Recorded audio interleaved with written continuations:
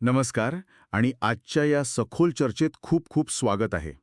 आज आपण एका अशा विषयावर बोलणार आहोत जो ऐकायला कदाचित एखाद्या जुन्या ग्रंथातील तात्विक धडा वाटू शकतो, पण प्रत्यक्षात तो आजच्या या धावपळीच्या, ताणतणावाच्या आणि सतत नोटिफिकेशन्स वाजणाऱ्या जगासाठी एक अत्यंत अचूक सर्व्हायव्हल गाईड आहे. नक्कीच. आणि मला वाटतं हा विषय आजच्या काळात सर्वात जास्त गरजेचा आहे. हो, कारण आज आपण समर्थ रामदास स्वामींच्या दासबोध या अत्यंत प्रभावी ग्रंथातील विवेक या संकल्पनेवर सखोल चर्चा करणार आहोत. आणि या चर्चेचं मुख्य उद्दिष्ट हे आहे की विवेकाचा खरा व्यावहारिक अर्थ नेमका काय आहे हे समजून घेणं. म्हणजे दासबोधात मानवी जीवनाचे 3 महत्त्वाचे खांब मांडले गेले आहेत: भक्ती, ज्ञान आणि कर्म. या तिन्हींच्या मुळाशी हा विवेक कसा काम करतो आणि आजच्या या इन्स्टंट ग्रॅटिफिकेशनच्या जगात तो आपल्याला एक स्पष्ट दिशा कशी देऊ शकतो, याचं आपण आज विश्लेषण करणार आहोत. अगदी बरोबर. आणि या चर्चेची सुरुवात करताना मला वाटतं विवेकाची व्याख्या समजून घेणं सर्वात महत्वाचं आहे. कारण बहुतांश वेळा आपला असा समज असतो की विवेक म्हणजे फक्त काय चांगलं आणि काय वाईट हे ओळखणं. हो, अगदी. म्हणजे मलाही असंच वाटायचं. हो, पण दासबोधाचा सखोल अभ्यास केल्यावर लक्षात येतं की विवेक ही यापेक्षा खूप मोठी आणि सक्रिय प्रक्रिया आहे. विवेक म्हणजे केवळ चांगले वाईट ओळखणे नव्हे, तर प्रत्यक्ष कृतीत काय करावे, काय कटाक्षाने टाळावे आणि आपल्या मनात अचानक उफाळून येणाऱ्या कोणत्या विचाराला तिथेच थांबवावे, हे अत्यंत शांतपणे ठरवण्याची ताकद. तिथेच थांबवावे. हो, सोप्या भाषेत सांगायचं तर ही एक अशी मानसिक स्थिती आहे जिथे कोणताही गोंधळ नसतो, केवळ स्पष्टता असते. हे खूपच रंजक आहे, कारण विचाराला तिथेच थांबवणे ही गोष्ट आजच्या काळात सर्वात कठीण झाली आहे. म्हणजे आपण अनेकदा पाहतो की लोक रागाच्या भरात एखाद्या चुकीचा ईमेल पाठवून मोकळे होतात किंवा रात्री 2 वाजता मोबाईलवर स्क्रोल करत असताना अचानक गरज नसलेल्या वस्तूंची खरेदी करतात. अगदी तेच.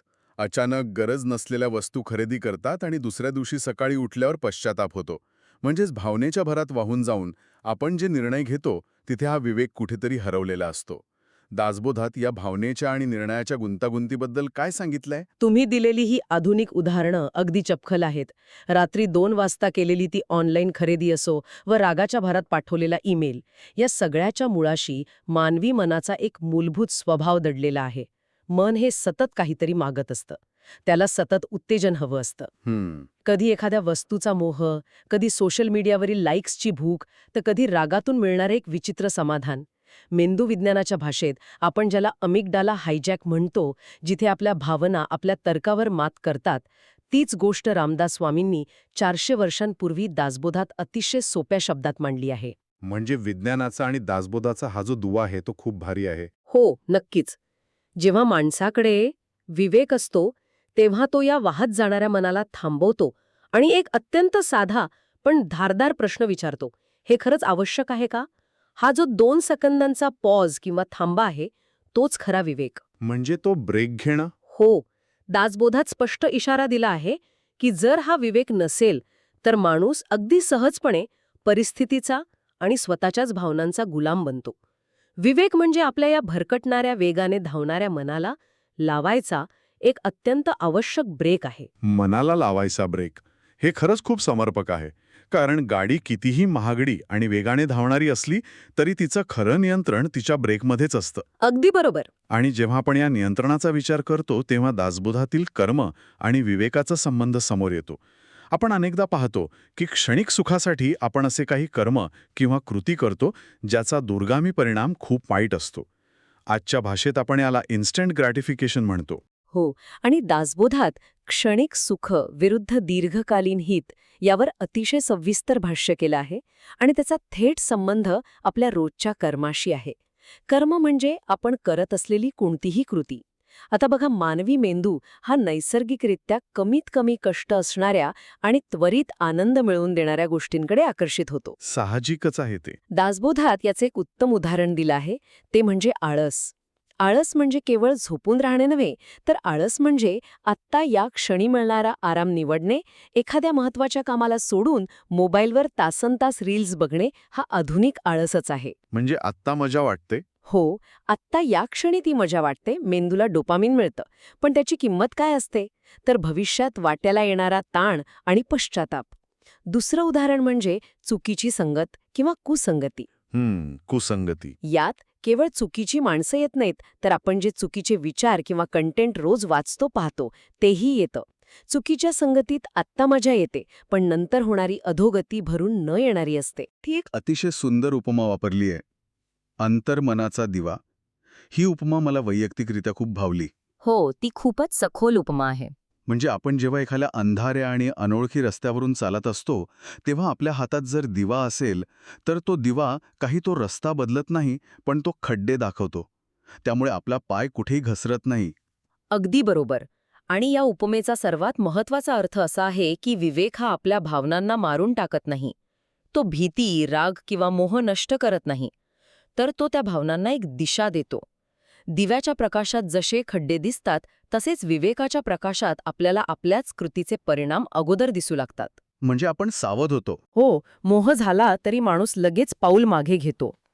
समजा एखाद्या गोष्टीची भीती वाटत असली, तरी त्या भीतीमुळे त्याचे विचार अंधुक होत नाहीत, ते स्पष्ट राहतात. म्हणजे विवेक हा नियंत्रक नसून तो मार्गदर्शक आहे. तो आपल्याला आंधळेपणाने कर्म करण्यापासून वाचवतो आणि एका सजग कर्माकडे घेऊन जातो. हे खूपच स्पष्ट करणारं आहे. आता आपण एका अत्यंत व्यावहारिक प्रश्नाकडे येऊया. समजा एखाद्या व्यक्तीने स्वतःमध्ये हा विवेक रुजवायला सुरुवात केली, तर प्रत्यक्ष त्याच्या रोजच्या वागण्यात, त्याच्या ऑफिसमध्ये किंवा त्याच्या घरात कोणत्या प्रकारचे बदल दिसू लागतील? दासबोधातील सूत्रे आणि आधुनिक मानवी मानसशास्त्र यांची सांगड घातली तर विवेकामुळे माणसात होणारे बदल अतिशय स्पष्टपणे दिसतात. सर्वात पहिला आणि मोठा बदल म्हणजे त्या व्यक्तीचा उतावळेपणा आणि चिडचिड लक्षणीयरित्या कमी होते. उतावळेपणा कमी होतो? हो, विवेकी माणूस कोणत्याही गोष्टीवर, मग ती एखादी टीका असो वा एखादी आपत्कालीन परिस्थिती, त्यावर पटकन प्रतिक्रिया देत नाही. तो आधी थांबतो, परिस्थितीचा शांतपणे विचार करतो आणि मगच योग्य तो प्रतिसाद देतो. दुसरा बदल म्हणजे त्याचे निर्णय पूर्वीपेक्षा खूप जास्त स्पष्ट होतात. कारण आता तो दुसऱ्यांचा विचार नाही करत. बरोबर. कारण आता त्याच्या मनात लोक काय म्हणतील हा विचार नसतो, तर त्याऐवजी सध्याच्या परिस्थितीत योग्य काय आहे यावर त्याचा भर असतो. याचाच अर्थ त्याचे नातेसंबंधही खूप सुधारत असतील. कारण बहुतांश वेळा नातेसंबंध हे चुकीच्या वेळी बोलल्या गेलेल्या चुकीच्या शब्दांमुळेच खराब होतात. माझा तरी असा अनुभव आहे. अगदी तंतोतंत. नातेसंबंध सुधारणे हा विवेकाचा सर्वात सुंदर परिणाम आहे. कारण विवेकी व्यक्तीचे निर्णय आणि शब्द हे भीतीतून किंवा रागातून आलेले नसतात, तर ते शुद्ध विचारातून घेतलेले असतात. जेव्हा आपण रागाच्या भरात असतो, तेव्हा आपल्या तोंडून असे शब्द निघतात जे समोरच्याला कायमचे दुखावतात. 10 वर्षांचं नातं अवघ्या 10 सेकंदांच्या रागामुळे तुटू शकतं. हो, पण विवेक तिथे ढाल बनून उभा राहतो. तो अनावश्यक आणि दुखावणारे शब्द ओठांवरच थोपवतो.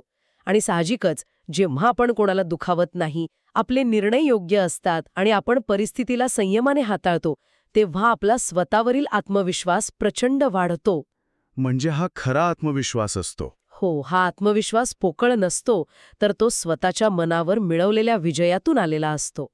याच्या अगदी उलट, विवेक नसताना केवळ स्वतःचा स्वार्थ पाहून घेतलेल्या निर्णयांमुळे शेवटी पदरी फक्त एकटेपणा आणि पश्चातापच पडतो. तो पोकळ आत्मविश्वास आणि खरा आत्मविश्वास यातील फरक खूप महत्वाचा आहे. आणि यावरूनच मला ज्ञान आणि अहंकार यांच्यातील गुंतागुंतीच्या संबंधाची आठवण येते. आपण अनेकदा पाहतो की जसे जसे माणसाचं शिक्षण वाढते, तो एखाद्या विषयात तज्ज्ञ होतो, तसे त्याचा अहंकारही वाढण्याची शक्यता असते. मला सगळं माहीत आहे असा एक सूक्ष्म अहंकार तयार होतो. बरोबर. दासबोधात ज्ञान आणि विवेक यांच्या समीकरणाबद्दल काय सांगितले? दासबोधातील एक अत्यंत नाजूक आणि तितकाच महत्वाचा मुद्दा आहे. ज्ञान हे दुधारी तलवारीसारखं आहे. दासबोधात स्पष्टपणे सांगितलं आहे की जर ज्ञानाला विवेकाची जोड नसेल, तर ते ज्ञान त्या व्यक्तीसाठी आणि समाजासाठीही अत्यंत धोकादायक ठरू शकतं. बाप रे! म्हणजे ज्ञान धोकादायक ठरू शकतं? हो, बघा, अहंकार नेहमी काय म्हणतो? अहंकार म्हणतो मीच बरोबर आहे, माझेच म्हणणे खरे आहे. पण विवेक तिथे उपस्थित राहून प्रश्न विचारतो, खरंच का? मी खरंच बरोबर आहे का? की यातही काही सुधारणेला वाव आहे? नुसती माहिती असणे म्हणजे ज्ञान नव्हे. अगदी खरंय. आणि नुसते ज्ञान वाढले की त्यातून मी इतरांपेक्षा श्रेष्ठ आहे ही भावना बळावते. पण तोच विवेक माणसाला सतत जमिनीवर आणि नम्र ठेवतो. तो हे जाणून देतो की जगातील ज्ञानाचा महासागर एवढा मोठा आहे की आपण जेवढे शिकलो आहोत ते एका थेंबासारखे आहे. त्यामुळे विवेकी माणूस कितीही मोठा विद्वान असला तरी तो कायम एक विद्यार्थीच राहतो. म्हणजे ज्ञानाचे रूपांतर खऱ्या शहाणपणात करण्यासाठी विवेक अत्यंत आवश्यक आहे. आणि जर ज्ञानाच्या बाबतीत हा नियम लागू होतो, तर मग भक्ती किंवा श्रद्धेच्या बाबतीत दासबोध काय सांगतो? कारण आजकाल आपण पाहतो की श्रद्धेच्या नावाखाली अनेकदा अंधश्रद्धा किंवा टोकाची भूमिका घेतली जाते. हा एक अतिशय ज्वलंत प्रश्न आहे. दासबोधातील श्रद्धेची भूमिका ही आश्चर्यकारकरित्या आधुनिक आणि तर्कशुद्ध आहे. भक्ती आणि विवेक यांचा अत्यंत जवळचा संबंध आहे. रामदास स्वामींनी अंधश्रद्धेला अजिबात थारा दिलेला नाही. म्हणजे भक्ती असली तरी डोळे उघडे ठेवायला हवेत. हो, दासबोध सांगतो की भक्ती नक्की असावी, श्रद्धा असावी, पण ती डोळस असावी, विवेकासह असावी. याचा अर्थ असा की एखाद्या गोष्टीवर केवळ कुणीतरी सांगितली आहे म्हणून आंधळेपणाने विश्वास ठेवू नये. विश्वास नक्की ठेवावा, पण त्याचवेळी प्रश्न विचारण्याची आपली जी नैसर्गिक बुद्धी आणि क्षमता आहे ती सतत जिवंत ठेवावी.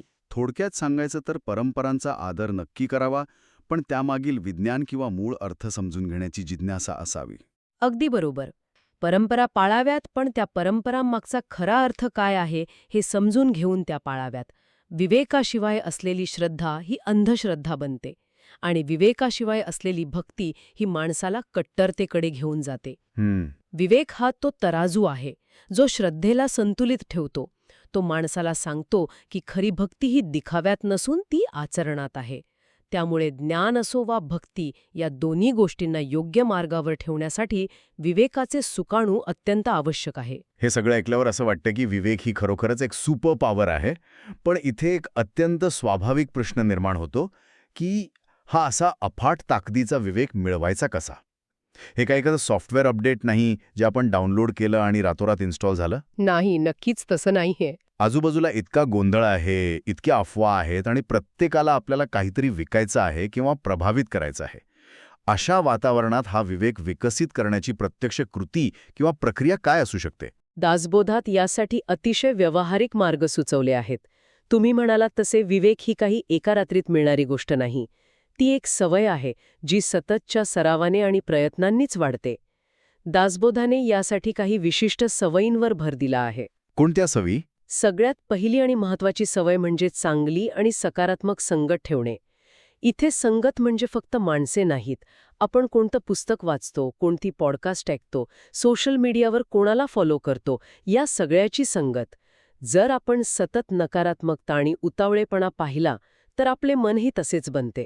हे तर अगदी उच्च जगण्यातलं आहे. हो, आणि दुसरी सवय म्हणजे रोज स्वतःचे आत्मपरीक्षण करणे. दिवसाच्या शेवटी फक्त 5 मिनिटे शांत बसून विचार करणे की आज दिवसभरात मी कोणाशी कसा वागलो, माझा तो राग खरोखर गरजेचा होता का, मी आज वेळ वाया तर नाही ना घालवला. हे स्वतःचे स्वतः केलेले ऑडिट म्हणजे विवेकाची सुरुवात आहे. 5 मिनिटांचं ऑडिट? हो. तिसरी गोष्ट म्हणजे दिवसातला काही वेळ अजिबात काहीही न करता शांत बसून राहण्याची सवय लावणं. या शांततेच विचारांना स्पष्टता येते. आणि चौथी गोष्ट म्हणजे उतावळेपणा टाळणे. कोणतीही गोष्ट करण्यापूर्वी फक्त 2 सेकंद थांबण्याची सवय विवेकाला बळकट करते. म्हणजे हा एक रोजचा व्यायाम आहे. जसा आपण शरीरासाठी व्यायाम करतो तसा हा मनाचा व्यायाम आहे. आणि या व्यायामाचा अंतिम टप्पा काय आहे? या सर्व सवयींचा जेव्हा प्रदीर्घ सराव होतो तेव्हा त्याचा अंतिम आणि सर्वात सुंदर परिणाम म्हणजे आंतरिक शांतता. एक विवेकी व्यक्ती बाहेरून कितीही धावपळीत असली तरी ती आतून कायम शांत असते. आतून शांत असते? हो, अशी व्यक्ती एरवी खूप कमी बोलते, पण जेव्हा बोलते तेव्हा तिचे शब्द अत्यंत ठाम आणि परिणामकारक असतात.